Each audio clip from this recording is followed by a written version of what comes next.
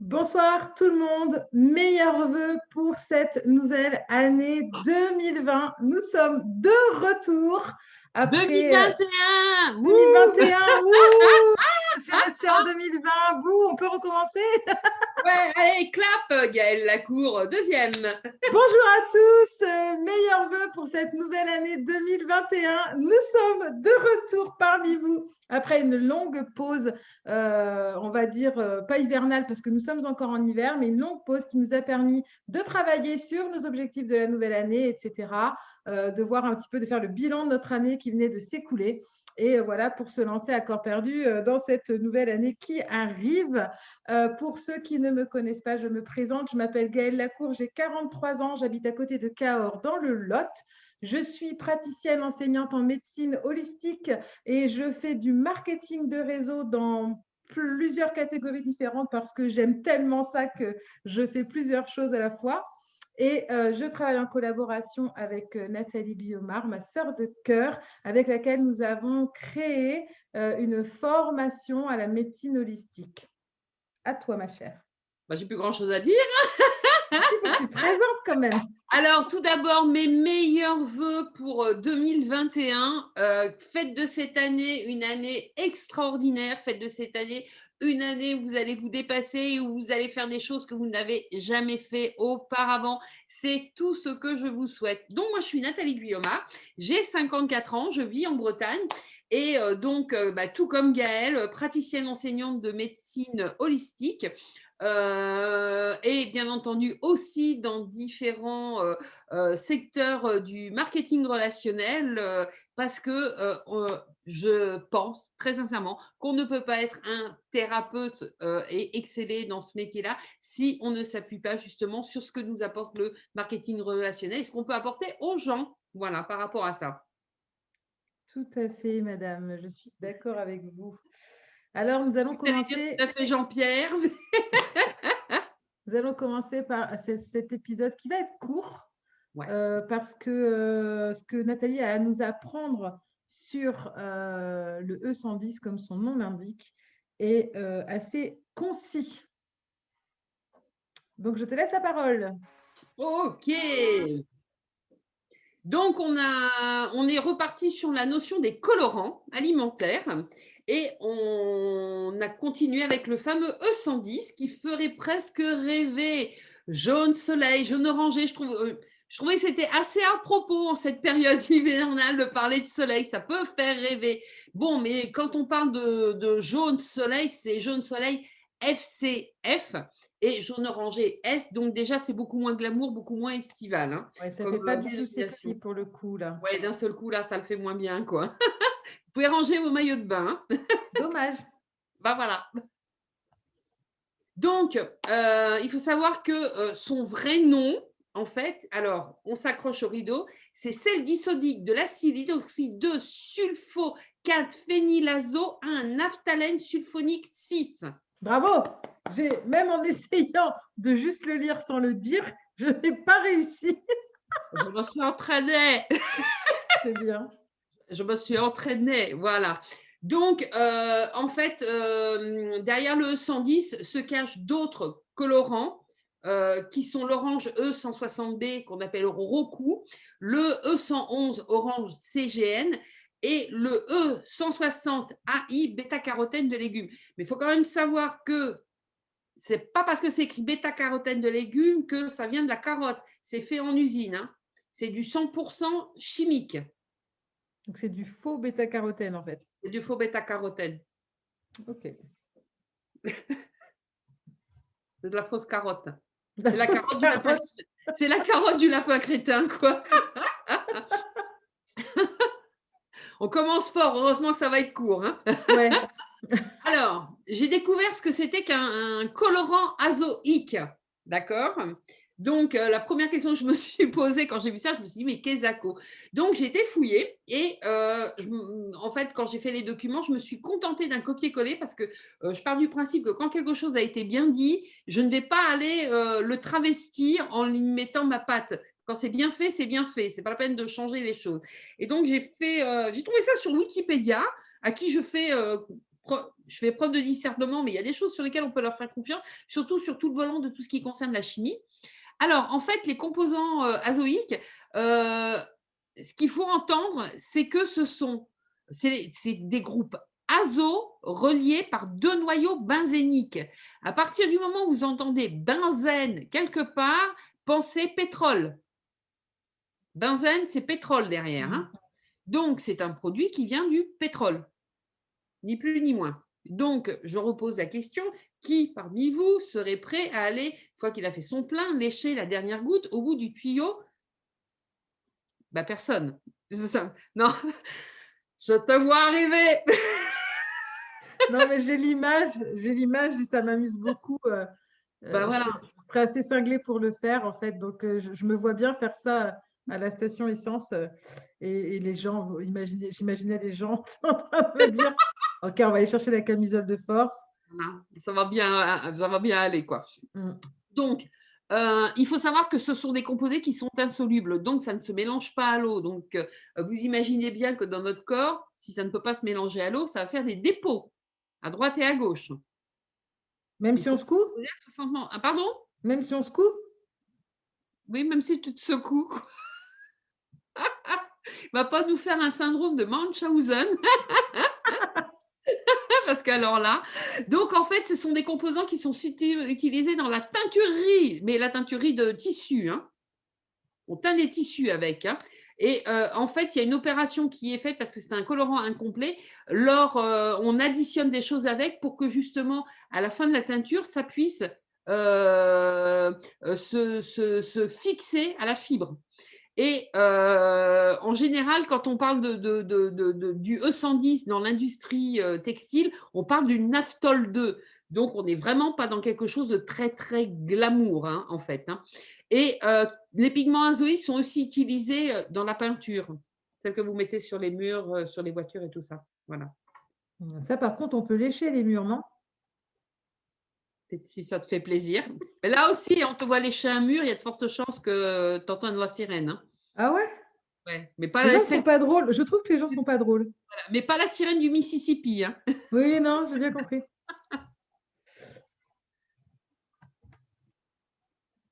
Donc, alors moi, quand j'ai vu ça, la première question, je me suis dit, mais qu'est-ce que vient faire un produit destiné à la teinture des tissus et à la peinture dans les assiettes? D'accord? Et qui a eu cette idée? Gaëlle a changé le mot. Je m'attendais à ce que tu réagisses. Je Elle avait l'avais, écrit à la CXX. voilà. J'avais mis XX quand même, j'avais censuré, hein, en fait. Donc, moi, j'ai mis un autre terme. Voilà, voilà. Donc, si je mettais un bip. Voilà. C'est ça, il faudrait mettre des bips. Donc, on va le trouver dans quoi? Dans les yaourts aromatisés, ceux qui sont un petit peu jaunes, orangés, vous savez, un peu sympas, là, qui plaisent bien. Dans certaines charcuteries, on va le trouver dans les confiseries, surtout les confiseries. OK?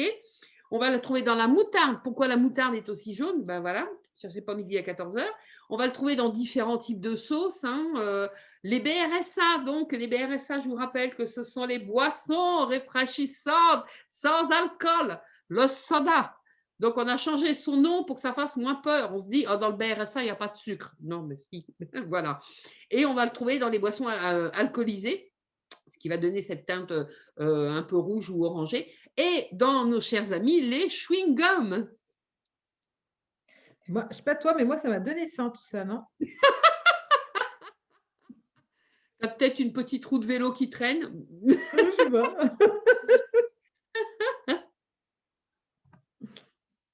Donc, il existe pourtant des colorants jaunes naturels, vous les connaissez tous, il y a le curcuma, hein. Vous avez qu'à vous en mettre sur les mains ou sur votre plan de travail, vous allez voir, ça colore très très bien en fait, hein. Et justement, les tenues traditionnelles en Asie sont teintées au curcuma, hein, tellement c'est efficace.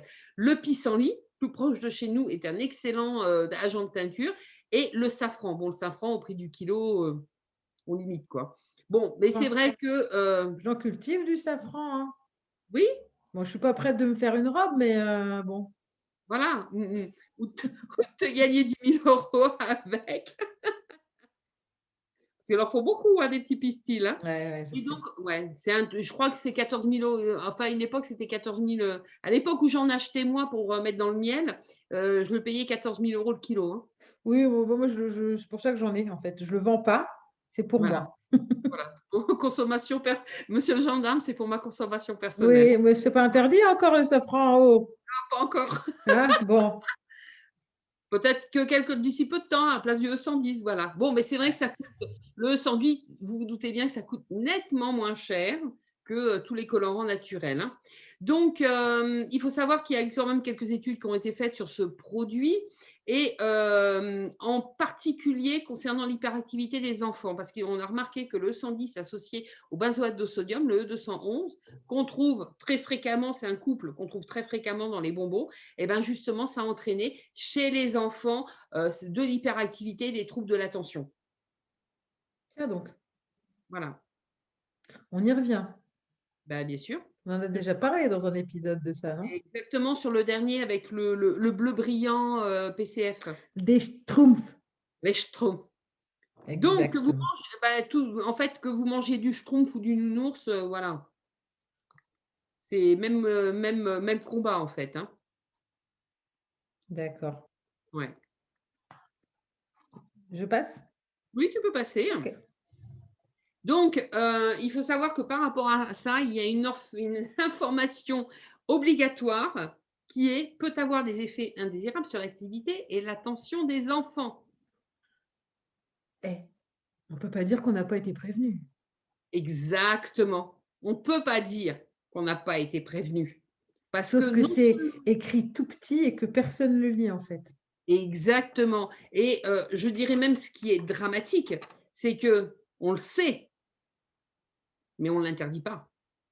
Donc, sous couvert, moi je vais être cash, hein, sous couvert de protéger l'économie industrielle, même si ça doit détruire la santé des enfants, on met juste une petite, tout petit, sur le paquet de bonbons, le truc que personne ne va aller regarder.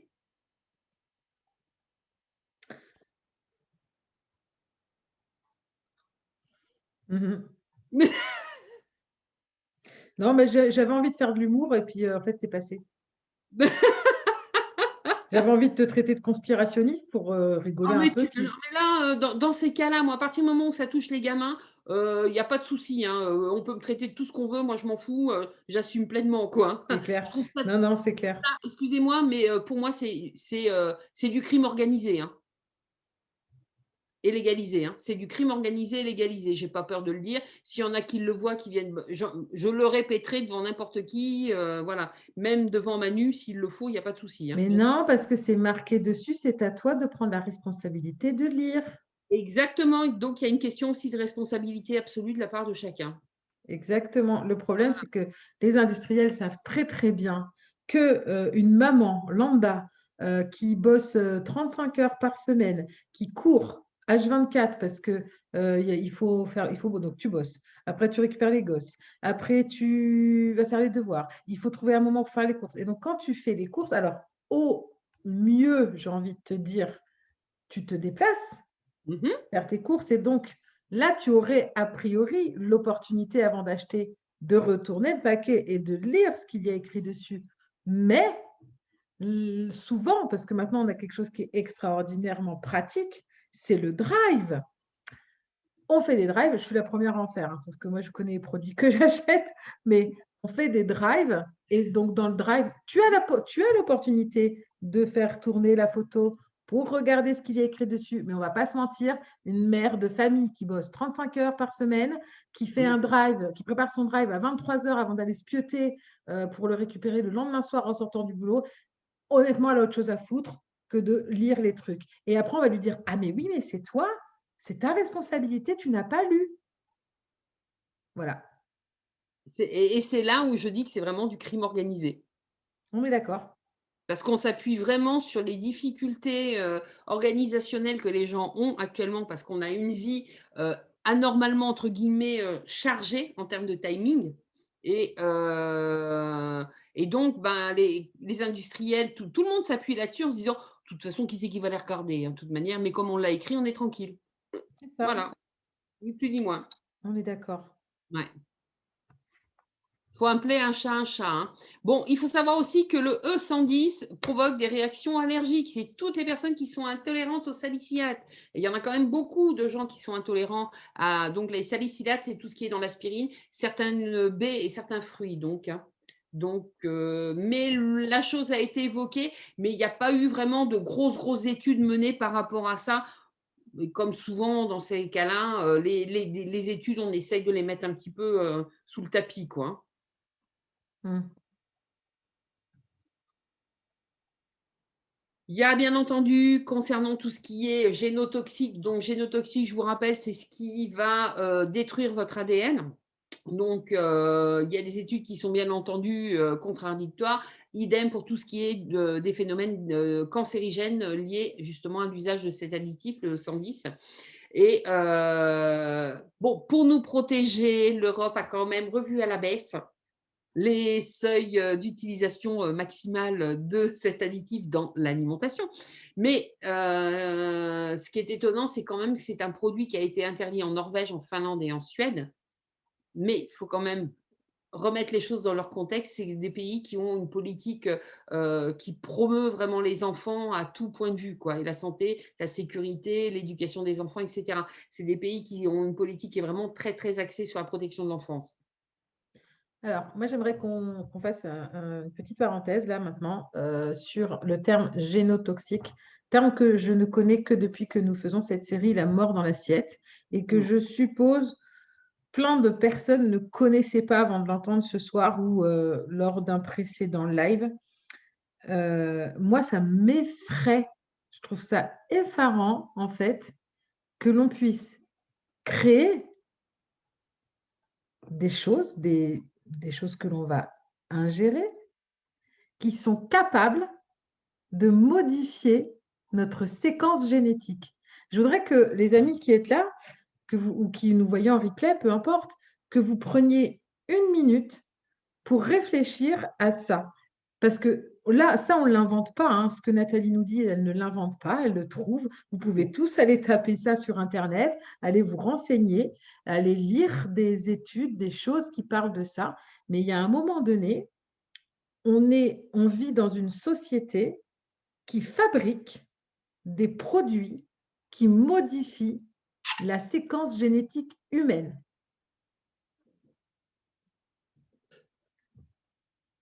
Mais juste, voilà.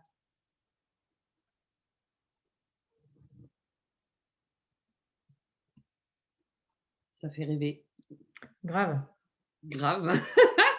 On vend du rêve sur ce coup-là, hein. Ah, de ouf. Mm. Je pense qu'on va se faire plein d'amis en plus. Ah ouais, moi j'adore les amis. Moi aussi. Depuis le temps, je commence. Moi j'ai l'habitude, hein. Ouais, moi c'est pareil. De toute façon, j'aime bien vivre dans une grotte, donc c'est pas un problème. Voilà, c'est parfait. Donc voilà. Mais c'est vrai que c'est un vrai sujet de réflexion. C'est moi j'ai déjà raconté cette anecdote, mais je vais quand même la répéter. J'ai travaillé en tant qu'infirmière dans l'industrie agroalimentaire. C'est moi qui ai décidé de partir et le jour de mon départ, pourtant c'est une entreprise, ils me connaissaient puisque j'ai été embauchée sur le critère justement de ma franchise. J'ai été embauchée par le patron parce que j'étais capable de lui dire que si un jour j'avais à lui dire merde, je lui dirais merde. Et il m'a embauchée pour ça. Donc il est venu me poser en partant la question: qu'avez-vous retenu de votre expérience? Je vous promets, tu la connais. J'adore cette anecdote. Et je lui ai répondu que vous êtes le premier, main dans la main avec l'industrie pharmaceutique, le premier meurtrier de la planète. C'était un très grand Suisse, très erratique. Il m'a regardé et j'ai vu passer dans son regard le désespoir du mais je suis vraiment con de lui avoir posé la question. J'ai vécu un grand moment de solitude grâce à toi. C'est exactement ça. Moi, j'étais très contente de moi, par contre. Et Je viens de croire. c'est une réalité. Ne rêvez pas. L'industrie agroalimentaire ne vous veut pas de bien. Ne rêvez pas. Non, ils ne sont pas là pour ça. Ils ont autre chose à faire. Ils sont là pour faire de l'argent, Nathalie. On peut pas, enfin, on peut pas. Si, on peut en vrai. On peut faire de l'argent et vouloir du bien aux gens. Mais ce que je veux dire, c'est que dans l'esprit de ces personnes, C'est pas compatible. Non, c'est pas compatible dans le Trouve-moi les respect. premiers responsables, et je vais encore parler de notre pote Coluche, parce que nous, on fait ça, en fait, concrètement. Notre série, on l'a fait, là. Il y a peut-être qui se disent qu'on est des bouffonnes. Concrètement, je m'en tamponne le coquillard. J'aime bien cette expression, vieille comme Hérode. Mais honnêtement, les amis, vous avez le droit, de ne pas savoir. La première fois que vous voyez des renseignements de cet ordre-là, personne ne vous accuse. Vous avez le droit de ne pas savoir, puisqu'on vous entretient, on vous élève dans cette ignorance. Mm. On nous élève dans cette ignorance. Par contre, à partir du moment, et là c'est là qu'on parle de responsabilité absolue, à partir du moment où vous avez entendu parler de quelque chose de bizarre, c'est de votre responsabilité, d'une part, de ne pas nous croire sur parole, mais d'aller faire vos propres recherches et de vous renseigner sur les choses dont on parle, parce qu'on peut se planter. On n'est pas la science infuse. Donc, avant de nous traiter de super intelligente ou de bouffonne profonde, allez faire votre propre avis sur ce dont on parle et allez voir, voilà, découvrir les choses. Mais à partir du moment où vous rentrez dans ça, vous rentrez dans ce cercle vertueux de la connaissance. Si vous continuez sciemment à aller consommer ces produits, vous jouez le jeu des industriels et vous ne pourrez pas vous plaindre après. Et Coluche disait, il y a 20 ans, plus que ça peut-être même, quand on pense qu'il suffirait, il y a 20 ans, qu'est-ce que je raconte, 20 ans, c'était 2001. Il y a 40 ans qu'il disait ça, Coluche. Quand je pense qu'il suffirait qu'on arrête d'en acheter pour qu'ils arrêtent d'en faire, c'est ça qu'on appelle la responsabilité absolue. Il y a moyen de manger, de se faire plaisir, de faire plaisir à vos enfants d'un point de vue gustatif sans jouer ce jeu-là. C'est possible. Ouais. Et ça coûte pas plus cher. On a des super coms, dis donc, j'avais pas baissé les yeux. Ça a fait peur à ma sœur, à ma cousine aussi. Il y a Marie-Odile qui nous dit on continue à nous détruire à petit feu, mais ça reste toujours une histoire de gros sous, on se moque de notre santé. Bon, elle résume ce que tu viens de dire, tout à fait. Et Karine dit à nous de leur montrer qu'avec nos sous, on peut faire vivre l'humanité et non la tuer. Effectivement, on peut, avec l'argent, faire vivre l'humanité et non la tuer. Et Sandrine dit les gens sont des moutons. Alors, Sandrine, je ne suis pas d'accord avec toi. Sandrine, c'est ma frangine. On entraîne les gens, on élève des moutons en fait quand on met des enfants à l'école. Alors c'est bien d'aller à l'école, hein, je suis d'accord, on apprend plein de choses super intéressantes, etc. Mais il y a aussi ce côté où, sans que les profs s'en rendent compte, sans que les instituteurs s'en rendent compte, on apprend aux enfants à bien choisir un métier, machin. Tiens, je fais une anecdote.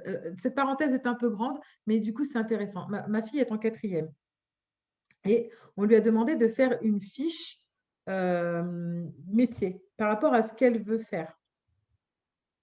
Donc, je pense que tous les enfants, en fait, font la fiche métier du métier de leur rêve, etc. Enfin, le truc, machin. Et alors, ce qui m'a paru extraordinaire, c'est qu'on leur a demandé d'en faire une deuxième, au cas où. Et ce au cas où, moi, il m'a fait bugger parce que je me suis dit, attends, ça veut dire qu'en fait, on demande à l'enfant ce qu'il veut faire plus tard, et on lui dit quand même, peut-être tu ne vas pas pouvoir le faire, hein. Donc, choisis un autre truc. Donc, c'est à part, hein, par rapport à ce que je dis, mais je rebondis dessus parce que ça me fait penser à vraiment toute cette histoire de l'école. Si vous avez des enfants qui sont en primaire, je crois que c'est en CE1, si je ne dis pas de bêtises, où on demande aux enfants de faire un petit déjeuner parfait. C'est un exercice. Et on leur demande de faire le petit déjeuner idéal. Mais moi, il m'a fait pleurer, le petit déjeuner idéal. Et ma fille, elle m'a même dit, et donc ça date, hein, parce qu'elle est en 4e, pour vous dire, elle m'a même sorti à cette époque-là. Maman, je suis embêtée parce que si je dis ce que toi tu dis, ben, je vais avoir une mauvaise note. Et si je dis ce que la maîtresse a dit, eh ben, je ne vais pas être alignée. Elle n'a pas dit ça, hein. Elle n'a pas dit alignée, mais je ne vais pas être d'accord avec moi-même, en gros. Donc, il a fallu que j'apprenne à ma fille à rester droite dans ses bottes à l'intérieur tout en jouant le jeu de la maîtresse à l'extérieur. Ben, ça craint. Ça craint. Donc, on est dans ce pays-là, on est dans dans ce pays-là, on est dans ce monde-là, dans cette société-là. Et il faut aller à l'école, il faut apprendre à lire, à écrire, il faut apprendre l'histoire de la France, du monde, etc., bien entendu. Mais intrinsèquement, il faut aussi que de notre côté, en tant que parents, on ait la responsabilité d'avoir un œil sur ce qu'ils apprennent à l'école pour pouvoir rectifier. Il y a aussi des exemples tels que l'histoire de Christophe Colomb aux États-Unis. Ou alors Christophe Colomb, c'est un grand explorateur qui est parti d'Espagne et qui a découvert les États-Unis d'Amérique, etc. C'était génial, machin truc et tout. Personne ne dit jamais que Christophe Colomb a mené un génocide. Ça, on ne le dit pas. Sauf que c'est la réalité. Il est allé buter tous les Indiens d'Amérique. Pour en revenir à l'école, il faut quand même savoir ce qui est important, c'est que le système, c'est au 19e siècle, en Prusse, l'empereur de Prusse a demandé une réforme du système scolaire pour fabriquer, je dis bien fabriquer, hein, parce que c'était la traduction du texte. Hein. Je ne parle pas le teuton, mais c'est ce qui a été traduit en français, pour fabriquer 2 catégories de personnes, des ouvriers et des soldats. Ouais. Et notre système scolaire actuel est toujours basé sur ce modèle prussien. On ne favorise pas la créativité, l'autonomie, justement, et d'aller vers la réalisation de soi. On fabrique des gens qui vont être des bons petits soldats ou des bons petits ouvriers, qui vont bien obéir, qui vont bien rentrer dans les cases, etc. En tant qu'adulte, on a le même process chez Pôle emploi. Exactement. Vous allez vous retrouver chez Pôle emploi et vous allez voir votre conseiller, vous lui dites « Oh là là, moi, en fin de compte, mon rêve, c'est de faire ça. Est-ce que vous pouvez me financer une formation ?» Je vais regarder. Ah ben non, on a le droit de vous former à ça, ça, ça. En fait, tous les ans, le Pôle emploi reçoit des conseils régionaux la liste de ce dont les industriels ont besoin comme type d'ouvrier. Donc, si vous voulez une formation payée par Pôle emploi, il va falloir rentrer dans ces cases-là. Vous ne saviez pas ça? Je l'ai vécu, mais je pensais que c'était parce que moi, je faisais un truc vraiment spécial. En fait, c'est quand j'ai fait le cours Florent, il y a 2 ans. Mmh. Il n'y a pas longtemps, quoi. Oui, l'année dernière. Oui, l'année dernière, voilà. Quand j'ai fait le cours Florent, en fait, j'étais au chômage et donc j'ai demandé à Pôle emploi qu'il me finance la formation au cours Florent, qui était du coup moins cher que ce qu'il devait me verser tous les mois, hein, forcément. Même si c'est au bout du compte, ça faisait un gros montant. Mais à l'époque, si on avait travaillé 3 ans, on avait le droit au chômage 3 ans. Enfin, vraiment, c'était plus cool, entre guillemets, qu'aujourd'hui. Et je l'ai dit ça? Non, je ne l'ai pas dit. Et en fait, j'ai demandé à ce qu'on me finance ma formation au cours Florent. Et clairement, on m'a dit que ce n'était pas possible. Et à l'époque, c'est vrai que je me suis dit, bon, ok, c'est pour être saltimbanque, donc c'est normal, ça ne plaît pas, tu vois. Mais peut-être que si j'avais demandé autre chose qui ne rentrait pas dans les cases, j'aurais eu la même réponse, en fait. Alors moi, j'ai une chance folle, c'est que j'ai une bonne gueule qui fait que tout le monde me raconte tout ce qu'il a envie de me raconter. Donc quand je veux savoir quelque chose, il faut que je demande, on me répond. Et donc j'avais demandé pourquoi et on m'a répondu honnêtement ça. Et j'ai posé la question à plusieurs conseillers et j'ai toujours eu la même réponse. Donc quand on a plusieurs fois la même réponse, on sait que l'information est juste. Hein. On peut s'imaginer effectivement qu'elle est bonne. Ouais. Je reviens vite fait et puis on va fermer la parenthèse parce que du coup, on a dit que ce serait pas long, mais on ne sait pas faire ça. Sur l'histoire des menus à l'école. Et Sandrine, en fait, donc c'était il n'y a pas longtemps pour mon neveu Émile, elle dit qu'ils avaient fait 2 menus, en fait, 2 versions. La version pour la maîtresse et la leur, en fait. Et je pense qu'effectivement, c'est une bonne solution pour ne pas s'attirer d'ennui à l'école quand on n'est que en CE1, c'est un peu trop tôt pour avoir des problèmes. Après, quand on est au lycée, c'est différent, on peut en avoir. Le statut de délinquant au lycée, ça peut faire même. Ça Oui, peut non, puis au lycée, enfin, ça dépend où on va, mais moi, je sais que j'ai eu la chance de rencontrer des professeurs qui avaient un cerveau, enfin, je ne dis pas qu'il y en a qui n'en ont pas, pardon, s'il y a des profs qui nous suivent, mais qui n'avaient pas peur de dire ce qu'ils pensaient, en fait, et de nous parler politique, etc. Et souvent, c'est comme ça, d'ailleurs, au lycée, hein, je pense, hein. Et c'est vachement intéressant parce que il y a des vrais débats qui se mettent en place. Mais avant le lycée, ça n'existe pas. Non. Allez, on continue, on ferme la parenthèse. Allez, hop là. Il fallait bien broder, hein, tu n'as fait qu'un tout petit truc, hein, je suis désolée. À un moment donné, si vous ne voulez pas que ça dure que 10 minutes. Une fourchette. Ou tu l'auras pas à la pirogue. Alors, En Europe, on a un truc absolument génial qui porte un nom mais magnifique qui s'appelle le Codex Alimentarius. Ça fait chic, hein? C'est stylé. Ça correspond aux normes alimentaires internationales. Donc, malgré ce Codex Alimentarius qui préconise qu'on peut utiliser tel type de colorant à telle dose, tatati, tatata, ce qu'on doit surtout retenir d'une manière générale et concernant tous les colorants alimentaires, on l'a systématiquement. On a une triade qui est hyperactivité, allergie, cancérogénicité. D'accord? Avéré ou suspecté. C'est récurrent, c'est systématique, d'accord? Ça touche tous les colorants, surtout pétrochimiques, soit un colorant sur deux. C'est 50% des colorants. Donc, CQFD, il ne faut pas chercher midi à 14 heures. Il y a un colorant, on ne mange pas.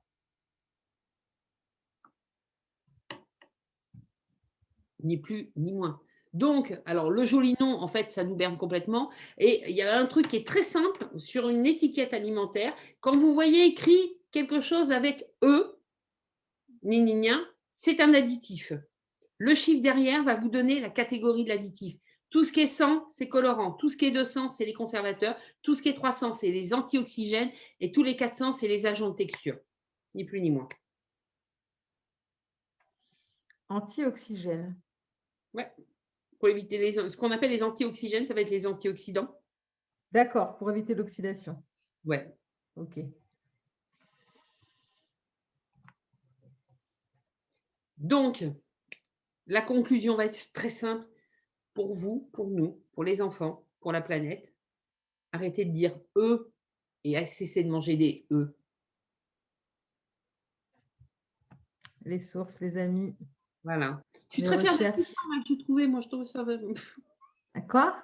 La petite fin que j'ai mis là, je l'ai trouvée, ça me plaisait bien. Ah oui, arrêtez d'hésiter et arrêtez d'en manger, Arrêtez tout de faire simplement. eux et puis arrêtez les œufs, quoi. Arrêtez vraiment les œufs. Donc voilà, je vous laisse regarder, les amis, la liste des sources. Je vous invite à poser vos questions si vous en avez. Vous êtes toujours très, très sages quand vous nous suivez. C'est très gentil. Mais nous sommes disposés à répondre à vos questions, quelles qu'elles soient. De peut-être, pourquoi pas, où est-ce qu'on a trouvé les choses, notre légitimité par rapport à ça. Vous pouvez poser plein de questions, pas uniquement des questions sur le sujet que l'on vient d'aborder, mais voilà, c'est intéressant aussi de... J'ai pas compris ton commentaire, Fabien. Je suis désolée. Mais tu sais, les correcteurs automatiques, c'est embêtant. Ouais. Et voilà, donc n'hésitez pas, surtout les amis, à partager ce direct, vraiment, partagez-le parce qu'il nous tient à cœur que, alors on ne veut pas devenir des superstars, franchement, moi j'en suis déjà une, donc je n'ai pas besoin de plus. Ouais. C'est déjà bien comme ça. Voilà. Non, vraiment, il nous tient à cœur d'informer un max de personnes. On fait ces recherches pour cela. On ne les fait pas juste pour faire des lives et nous Non. montrer 2 mercredis par mois sur Facebook. Nous avons créé une chaîne YouTube. Pareil, on ne l'a pas créée pour faire de l'argent parce qu'on sait très bien qu'avant de faire des 1000 vues et tout bastringue, ça va être compliqué. Puis en plus, moi, je ne sais pas du tout comment faire de la com avec YouTube. Donc, ma chaîne ne ressemble pas aux chaînes qui sont hyper populaires, mais on s'en moque. Ouais. Il est important pour nous que on se dit plus il y a de gens qui sont abonnés à la chaîne et plus on va toucher de personnes. Voilà, une personne de plus qui est abonnée, c'est une personne de plus qui est touchée. Une personne qui va regarder ce live, le liker, mettre un hashtag replay, c'est une personne de plus qui a été touchée par notre message. Nous avons fait 10 épisodes de La mort dans l'assiette. Nous sommes au 6e, donc il en reste encore 7, 8, 9, 10. 7, 8, 9, 10, 4. J'ai du mal un peu. Hein. Il reste encore 4. Donc, il reste 4 mercredis dans les 2 mois qui arrivent, 2-3 mois, parce que quand il y a les vacances scolaires, on prend des vacances, on est tranquille. Voilà. Et on vous invite vraiment à les suivre, à aller voir les replays sur la chaîne YouTube. Je vais mettre le lien de la chaîne YouTube en modifiant la fenêtre du live. Là, je mettrai le lien de la chaîne YouTube. Vraiment, ça nous tient vraiment, vraiment, vraiment à cœur. Nous ne sommes pas là pour vous vendre quoi que ce soit. Nous sommes là pour vous informer des choses qui nous font dresser les cheveux sur la tête régulièrement. Un dernier mot pour la fin? J'adore. Très bonne soirée, les amis. Merci de nous avoir suivis. Rendez-vous dans 15 jours avec un autre charmant petit composant de notre alimentation qui va vous faire rêver, j'en suis sûre. Portez-vous bien. Encore une fois, bonne année à tous. S'il y a des bonnes résolutions à prendre en ce début d'année, c'est peut-être justement de regarder ce qu'il y a dans votre assiette. Ouais. Ciao, bonsoir. Et Navo.